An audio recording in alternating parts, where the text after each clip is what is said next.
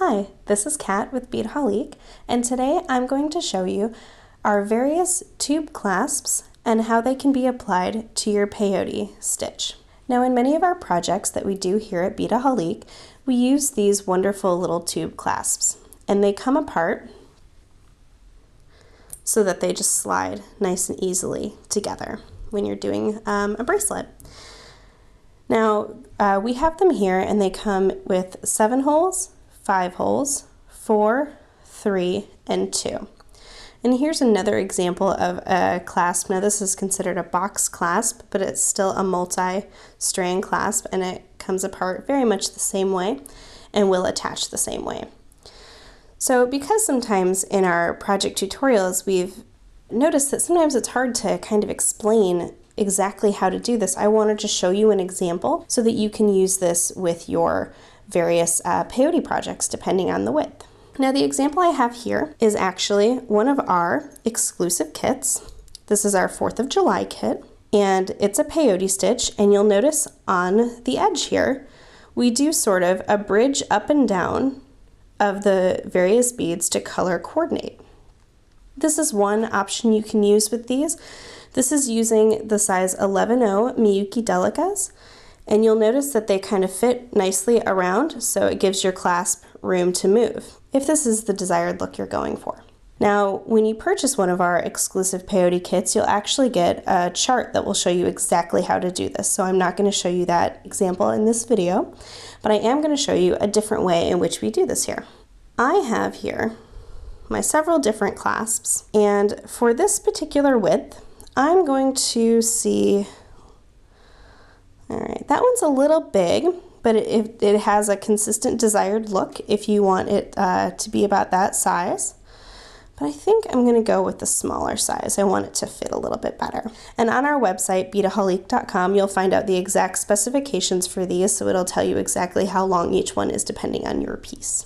To this piece of peyote, I have my thread coming out. I've left enough to tie on my clasp. So what I'm going to do is first take your tube clasp and line it up and see where you want it to be.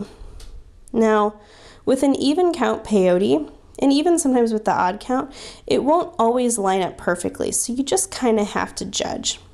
Also, another tip is that when you're doing this, go ahead and separate and make sure that you're going to sew them on in the correct way so when you put it together, they'll match up. You don't want to sew it on this way and then go, oh no. So I'm going to set that piece aside, and for this piece I'm going to sew this loop onto this bead right here, this loop onto this bead, and this loop onto this bead. And I'm going to show you kind of how that goes in this.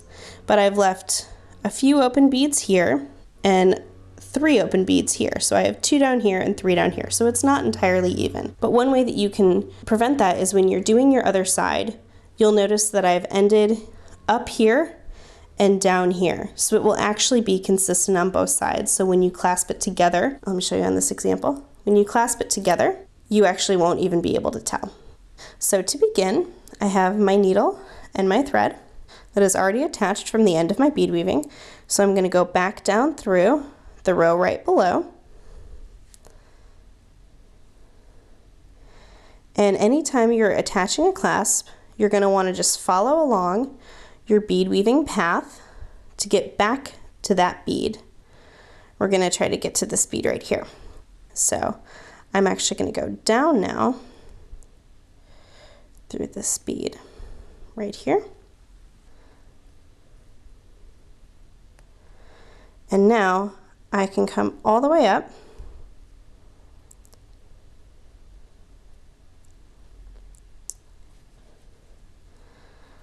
Sometimes it's hard to get back through there. And I'm going to go through this bead now. And then I'm actually going to go through this 3rd bead here. So now I am all set to attach it to this loop. So now I'm going to pick up and go through the first loop. As you can see, it's lined up like so. So now I'm going to go back through this bead right here.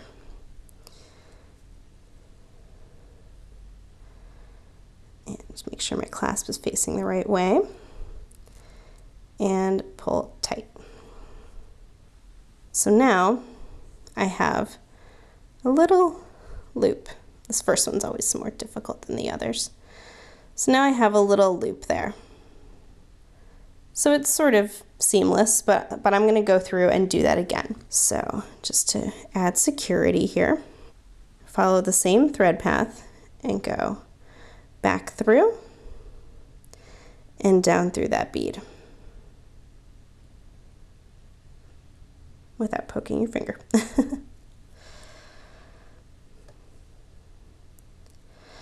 All right, I'm going to want both loops to be tight, like so. Now with this particular one, I'm using white thread, but it might be better for you to use our smoke color because you won't see it as much. So it does actually look pretty seamless. So now to go down and get to our next bead, which is right here, I'm going to weave down through,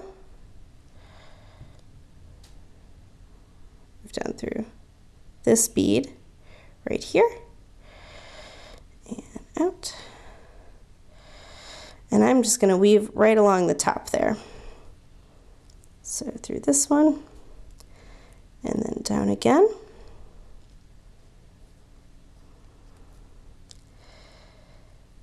And again through this way.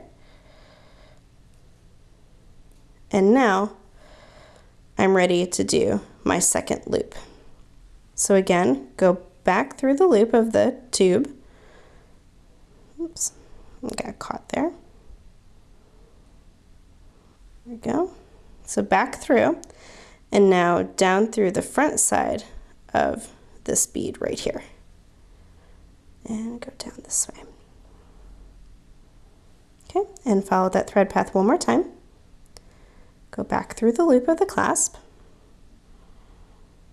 and down through this bead and pull tight. So now we're going to follow the thread path again, go down through the bead right here and through this bead and again down.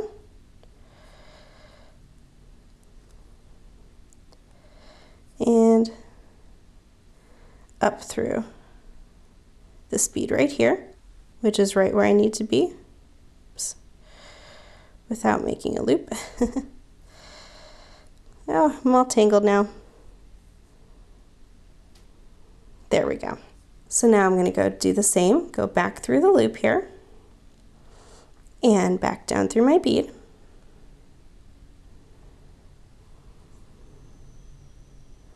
And go back through the loop and back down through my bead.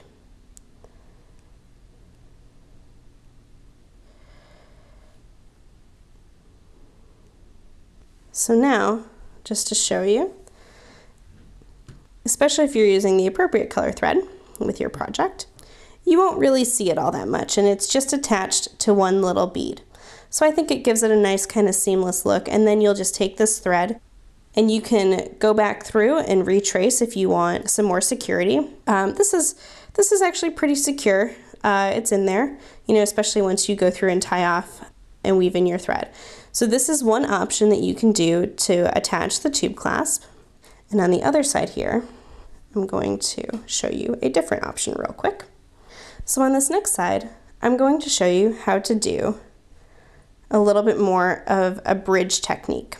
So again, I'm going to line up my clasp and I'm going to have that bead, and that bead, just as the same as before. So take your thread and go back down through and you'll go along your bead path one more time, just as we did before, and go down along that third one there. And now we're going to come back up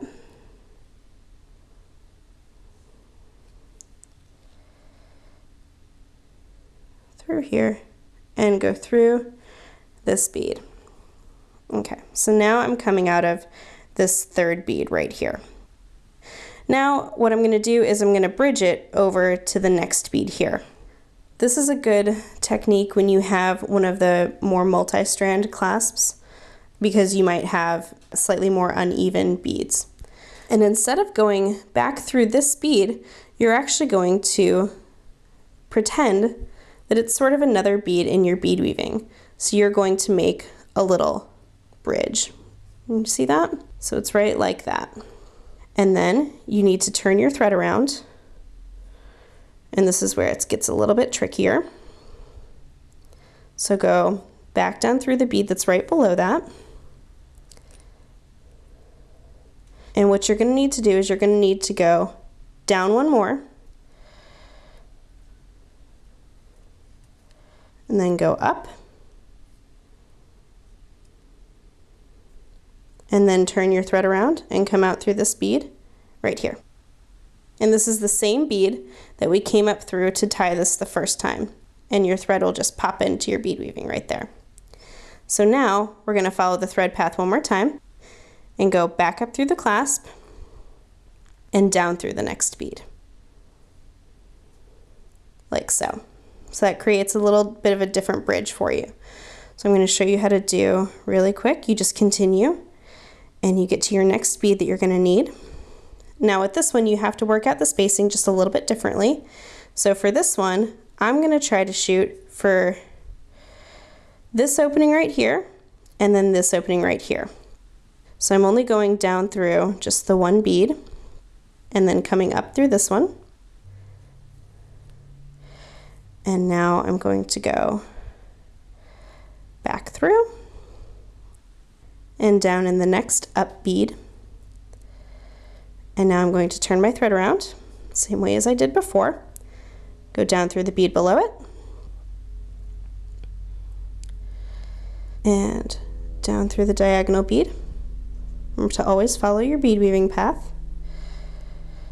And then up.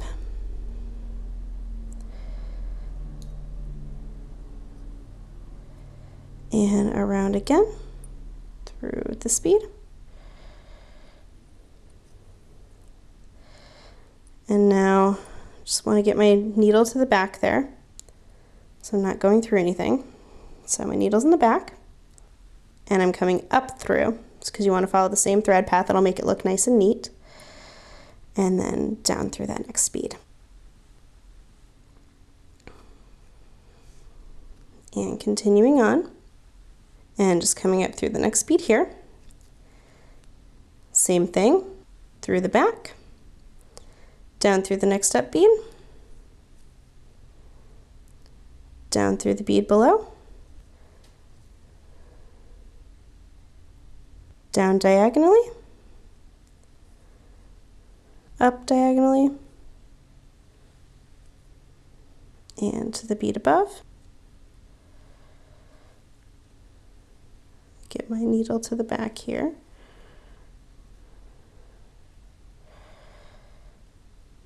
Needles in the back, come up through the hole and down through this bead. And again, all you'll do on this side is tie off and weave in your thread.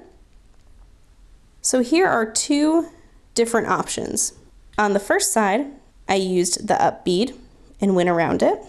And on this side, I used the down pieces and used two up beads to create little bridges. So that's just two options when you're attaching your peyote clasp. It will really just depend on the size and the width and how you want it to look. But just to show you guys on my very tiny bracelet here, that it will match up nicely and it will create a nice little seamless look for you. So there you are. And please be sure to check out all of our peyote instructional videos and all of our great projects that we have on Beadaholique.com.